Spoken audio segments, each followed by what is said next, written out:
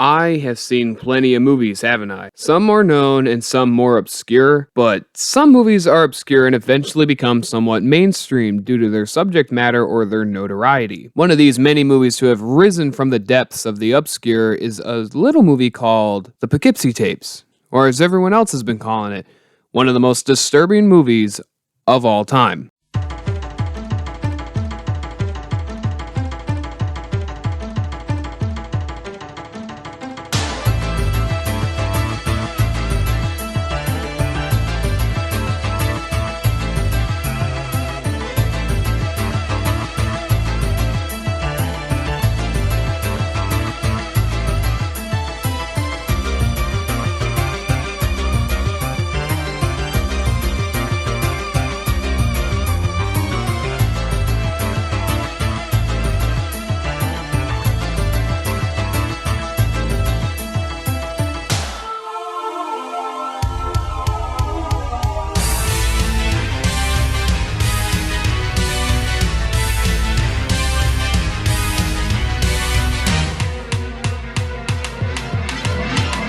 The Poughkeepsie Tapes is something that when one stumbles across it, they are taken aback by some of the scariest sequences and imagery of any horror movie I have ever seen. The movie follows a group of police officers, psychologists, FBI criminal profilers, and victims who recount their tales of dealing with the serial killer that held a reign of terror throughout the late 80s, 90s, and into the 2000s named Edward Carver. They all recount their stories after the discovery of 800 tapes that show his killings from his first victim to the present day. This movie has gained some notoriety from horror junkies and normal audiences alike because of the scenes and overall sense of terror that the movie generates. The movie is a mockumentary, something that I don't necessarily believe we have brought up to this point. A mockumentary is a fictional documentary with paid actors and a fake story that the movie is based around. This sense of realism, though, is what gives the movie such an appeal because of how the movie is, for the most part, able to trick you into feeling as if the movie has actually happened. I personally found this movie unsettling for many reasons, but the reason why most people find it scary is for that one scene.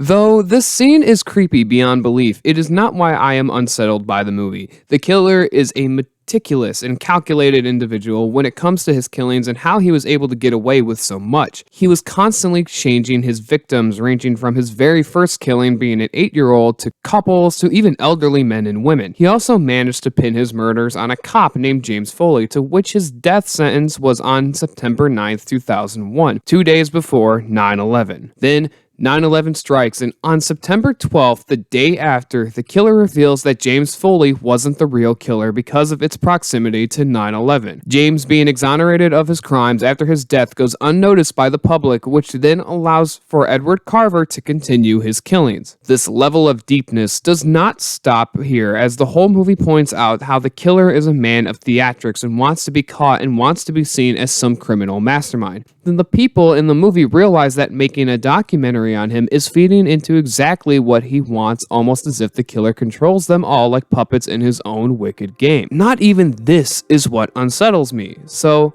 what is the part that gets to me? I find this movie unsettling because the killer has hundreds of tapes that are of victims, but not only are they of victims, they are of his slave that he kept for the better part of a decade. His slave's name is Cheryl Dempsey, and she is the reason why I find this movie unsettling. In a handful of tapes, we see what the killer had done to her, having kidnapped her after killing her boyfriend, then tortured her, forced her to kill others with him, and then caged her in a wooden coffin for her to be discovered by the police after raiding the house where they found the tapes. Over the course of her tapes, we see all which he had done to her, including bondage, physical abuse, mental abuse, forcing her to kill others, and she even states sexual abuse at one time as something being quite common. But easily, the worst part of her story comes from her ending. The killer, for some reason, had an extreme liking for Cheryl, but was at first determined to punish her.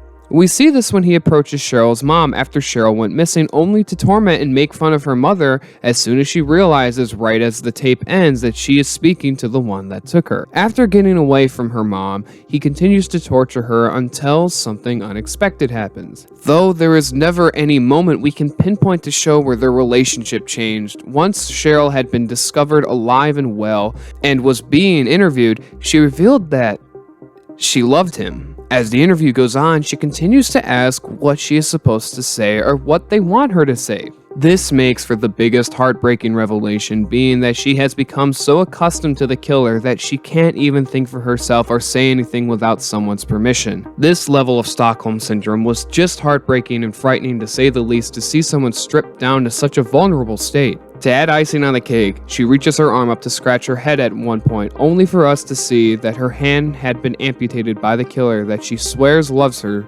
as much as she loves him.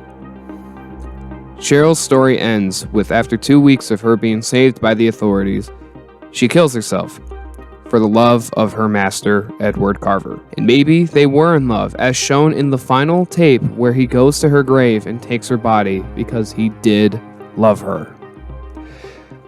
The Poughkeepsie Tapes is a horror movie that will be remembered for many reasons, and truth be told, it is for different reasons from mine. I think the movie is an underrated classic and deserves more acknowledgement than what it has received. Edward Carver as a killer should be remembered because with this popularity explosion in pop culture, he will be remembered as one of the scariest villains of the mid-2000s. However, how the rest of us remember it is as one of the most disturbing mockumentaries ever made.